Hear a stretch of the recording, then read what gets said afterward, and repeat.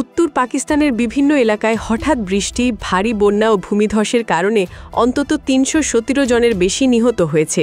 এদের মধ্যে বুনের এলাকায় নিহতের সংখ্যা ২১৩-র বেশি। এছাড়া বিভিন্ন জেলা থেকে বহু আহতের খবর পাওয়া গেছে।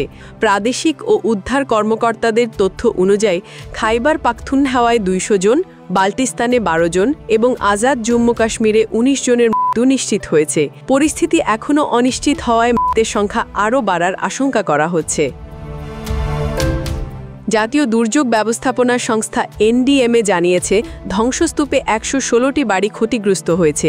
খাইবার পাখতুনখাওয়ায় ৩৪টি আংশিক ও ১৪টি সম্পূর্ণ, বাল্টিস্তানে ১৪টি আংশিক ও ৩টি সম্পূর্ণ এবং আজাদ জম্মু কাশ্মীরে ২৩টি আংশিক ও ২৮টি সম্পূর্ণ। ধ্বংসস্তূপে বহু বাড়ি ভেসে গেছে এবং একাধিক এলাকায় যোগাযোগ ব্যবস্থা বিচ্ছিন্ন হয়েছে। মোবাইল ফোন টাওয়ার ক্ষতিগ্রস্ত হওয়ায় বন্যার কবলে পড়া অঞ্চলগুলো বিচ্ছিন্ন হয়ে পড়েছে। বাজুরের সালারজাই এলাকায় ত্রাণ সরবরাহ করতে গিয়েছিল খাইবার পাখতুনখাওয়া সরকারের একটি হেলিকপ্টার। খারাপ আবহাওয়ার কারণে মোহাম্মদ জেলায় হেলিকপ্টারটি বিধ্বস্ত হয়ে এর ভেতরে থাকা ৫ জন নিহত হয়েছেন। বুনের এলাকায় আরেকটি হেলিকপ্টার উদ্ধার কাজ চালাচ্ছে।